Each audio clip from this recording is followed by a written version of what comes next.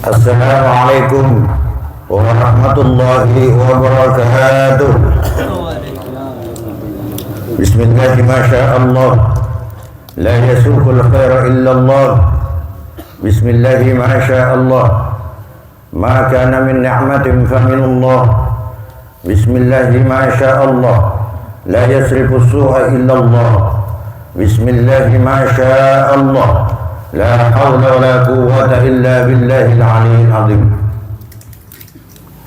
Hadratul mukarramin, segenap para alim, para ulama yang kami muliakan, Kiai Haji Musleh Muallim yang kami muliakan, pimpinan Majelis Khatmil Quran Al-Mubarakah, segenap pengurus dan anggota beserta para undangan yang hadir pada kesempatan malam yang berbahagia ini, yang kami hormati dan kami taati. Alhamdulillah, puji syukur kehadirat Allah Subhanahu wa taala, pada malam hari ini kita ditakdir kembali oleh Allah Subhanahu wa taala sehingga kita dapat berkumpul bersama-sama di majelis yang mulia ini. Mudah-mudahan kegiatan yang kita laksanakan dari awal sampai akhir nanti mendapat ridha Allah Subhanahu wa taala. Yang datang ke majelis ini ketika membawa dosa, pulangnya telah dihapus oleh Allah Subhanahu wa taala. Amin ya rabbal. Hadirin yang dimuliakan Allah Subhanahu wa taala, pada kesempatan malam hari ini saya ingin melanjutkan kembali pembahasan tentang tempat-tempat yang begitu istijabah, tempat-tempat yang bersejarah, tempat-tempat yang harus diketahui oleh umat Islam di seluruh penjuru dunia yang ada di kota Mekah dan kota Madinah. Kalau pertemuan sebelumnya kita telah membahas tentang Masjid Qiblatain dan Masjid Tujuh. Malam hari ini ingin saya menyampaikan kepada kita semua pada malam hari ini bahwasanya tidak jauh dari Masjid Quba itu ada sebuah sumur namanya Bi'rul Ghors atau Sumur Ghors. Kenapa sumur ini begitu penting? Hadirin yang dimuliakan Allah Subhanahu wa taala. Sumur Ghors adalah sumurnya baginda Rasul sallallahu alaihi wasallam. Bahkan Rasulullah sallallahu alaihi wasallam berwasiat kepada sahabat, ketika aku mati, kata Rasulullah, tolong aku nanti dimandikan dengan 7 kirbah dari Sumur Ghors ini. Kirbah itu kalau bahasa Indonesianya geribah. Di Arab saya kemarin ke Mekah, ke Madinah melihat itu sudah tidak ada, tetapi bentuk yang dibuat dari plastik yang modelnya sama dengan kirbah banyak sekarang di sana. Cuman Rasulullah SAW tidak menjelaskan di dalam hadisnya itu kirbah yang dimaksud itu berapa liter isinya. Itu tidak dijelaskan oleh Rasulullah SAW. Yang jelas Rasulullah SAW meminta ketika dimandikan jasadnya, diminta mandikan dengan 7 kirbah itu. Keterangan ini bisa dilihat di dalam kitab Sunan Ibnu Majah pada hadis yang ke-1475. Kenapa ini begitu istimewa? Karena yang dimandikan adalah Rasulullah sallallahu alaihi wasallam. Sumur Ghors adalah sumurnya Rasulullah sallallahu alaihi wasallam. Pada suatu ketika di Mesir ada musyawarah para ulama. Di dalam musyawarah itu tiba-tiba terceletuk satu pertanyaan. Kemanakah air bekas mandian Rasulullah, bekas memandikan jasad Rasulullah itu? Saat itu ketika itu pemimpin dari majelis ini, majelis musyawarah ini terdiam. Kemudian dia minta waktu. Selama 3 hari dia masih ingin minta petunjuk kepada Allah Subhanahu wa taala. Setelah 3 hari kemudian pertemuan diadakan kembali. Apa kata pemimpin rapat pada saat itu, pemimpin musyawarah pada saat itu? Di dalam mimpiku ketika aku sholat istikharah, aku bertemu dengan Rasulullah sallallahu alaihi wasallam dan di sampingnya ada seorang laki-laki. Rasulullah dan orang itu begitu bercahaya mukanya. Yang ada di samping Rasulullah itu sedang memegang pelita. Kemudian Rasulullah sallallahu alaihi wasallam memerintahkan terhadap orang yang ada di samping Rasulullah itu untuk menjelaskan kemana air bekas mandian jasad Rasulullah Sallallahu Alaihi Wasallam. Kemudian orang itu menjelaskan bahwasanya air bekas mandinya jasad Rasulullah Sallallahu Alaihi Wasallam itu langsung naik ke langit, dan ketika naik ke langit itu menjadi awan, makanya yang ditetesi oleh air mandi jasadnya Rasulullah Sallallahu Alaihi Wasallam itu akan menjadi masjid. Maka termasuk masjid kita ini insya Allah termasuk yang mendapat tetesan dari bekas mandinya jasadnya Rasulullah Sallallahu Alaihi Wasallam. Tetapi ini Bapak, tidak ada keterangan di dalam Al-Quran, tidak ada keterangannya di dalam hadis. Yang ada adalah dari mimpi seorang waliullah yang bernama Al-Mutawalli Asy-Sya'rawi. Boleh Anda percaya, juga boleh tidak. Tetapi kalau saya pribadi begitu percaya, karena kita tahu apa kapasitas seorang Syekh Al-Mutawalli Asy-Sya'rawi. Beliau adalah ulama terkemuka waliullah pada saat itu di kota Mesir. Sekarang ini kadang-kadang orang kalau bukan dari hadis, bukan dari Al-Quran, kemudian dia meragukan dan tidak percaya. Kenapa? Karena orang hari ini banyak yang tidak percaya dengan barokah. Orang hari ini banyak yang tidak percaya dengan kewalian para imam di zaman dahulu.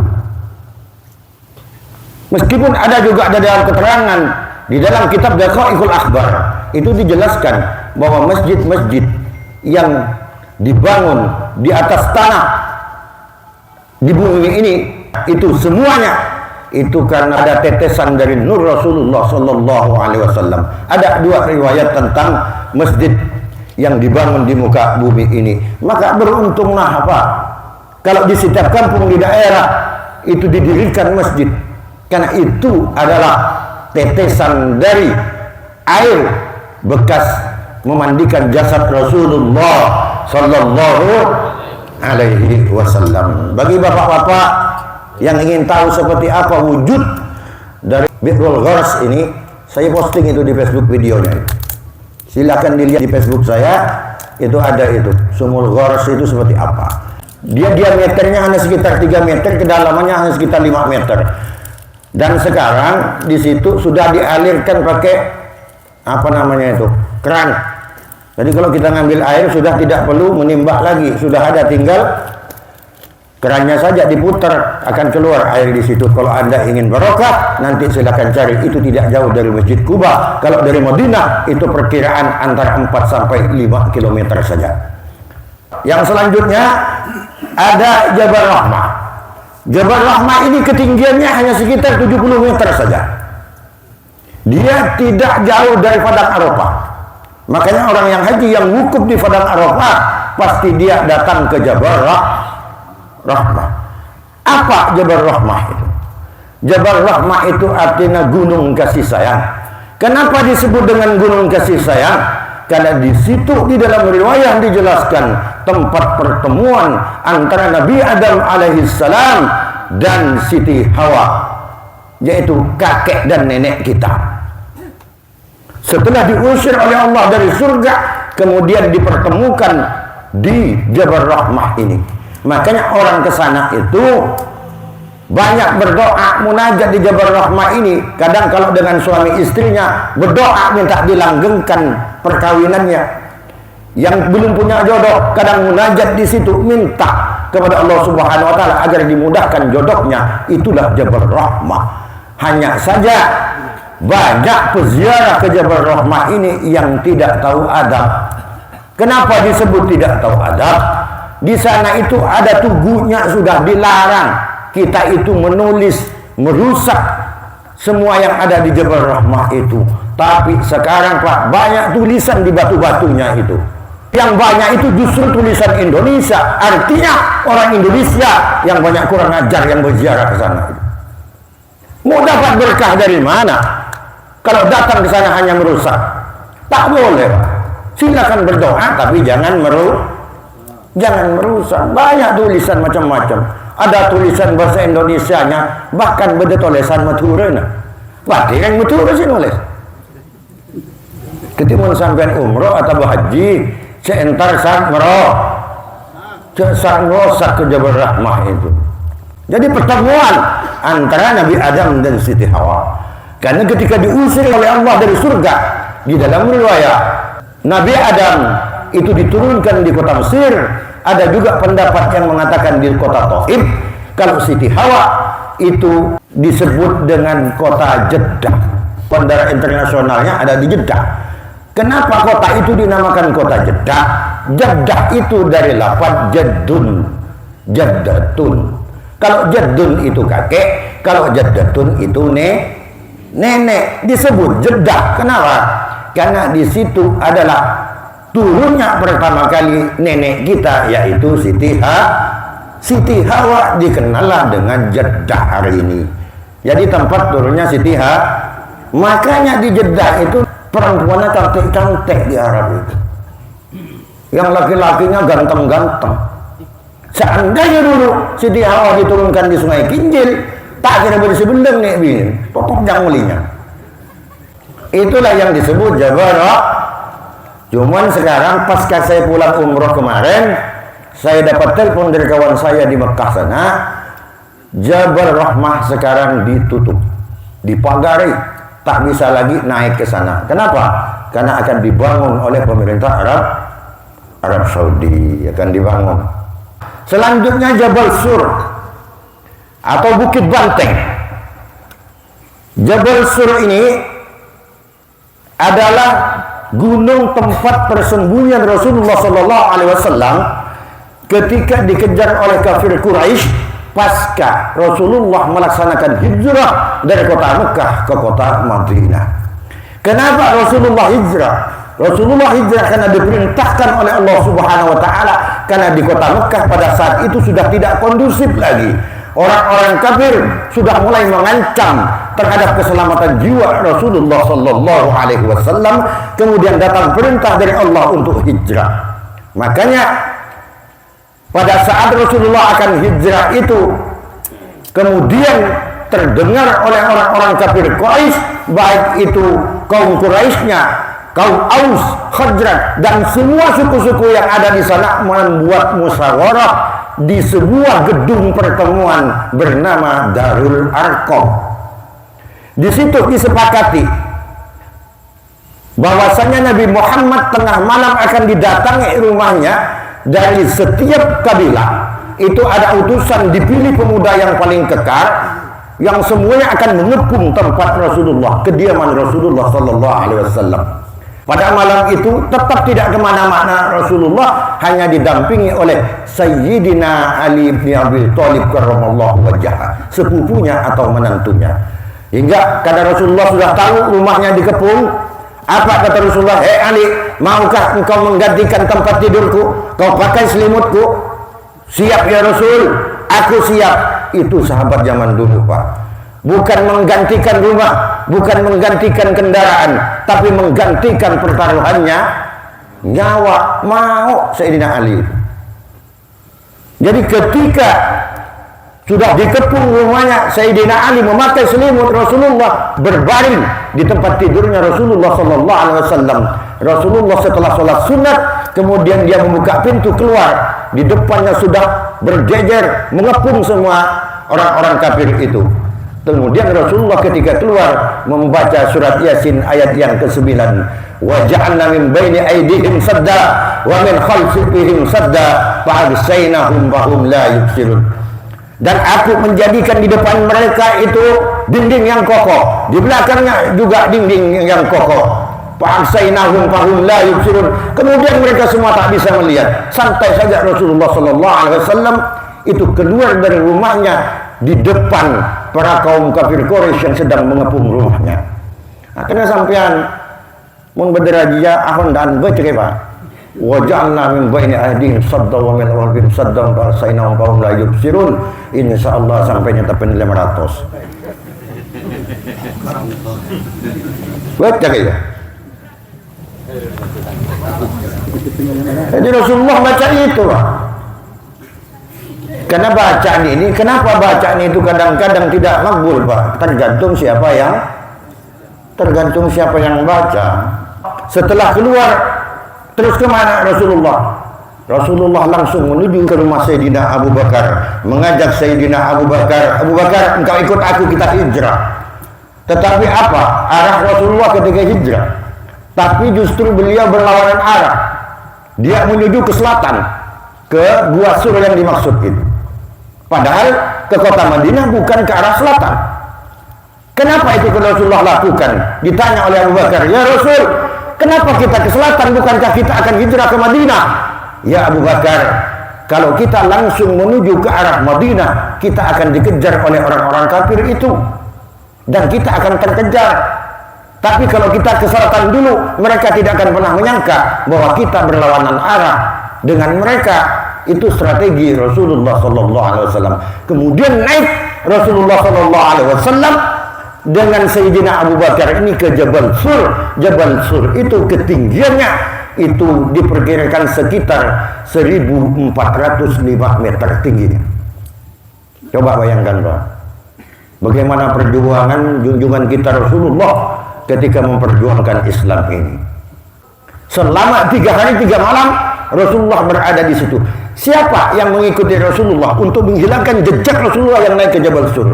Itulah Amir bin Hulaifah, budak dari Sayyidina Abu Bakar ini, langsung membawa dombanya banyak, karena dia budaknya pemelihara dombanya Sayyidina Abu Bakar. Kenapa domba disusulkan dari belakang? Agar jejak kaki Sayyidina Abu Bakar dan Rasulullah itu tidak terlihat oleh orang kafir ketika menuju Jabal Sur ini. Dan selama 3 hari budaknya Sayyidina Abu Bakar ini, dia tetap di situ mengembala, menyamarkan diri. Tujuannya apa? Agar Rasulullah selama 3 hari ini tetap bisa minum susu dari domba-domba yang dipeliharanya. Yang pertama. Yang kedua, namanya adalah Asma bin Abu Bakar As-Siddiq. Asma bin Abu Bakar As-Siddiq ini putri dari Sayyidina Abu Bakar As-Siddiq. Dia sedang hamil 9 bulan. Sedang hamil 9 bulan, Pak. Selama 3 hari dia yang mengantar makanan dari rumahnya naik ke Jabal Sur yang ketinggiannya 1405 meter. Makanya ketika naik ke Jabal Sur itu diikat oleh Asma ini. Perutnya diikat agar apa? Agar anaknya tak keluar. Karena hamilnya sudah 9 bulan.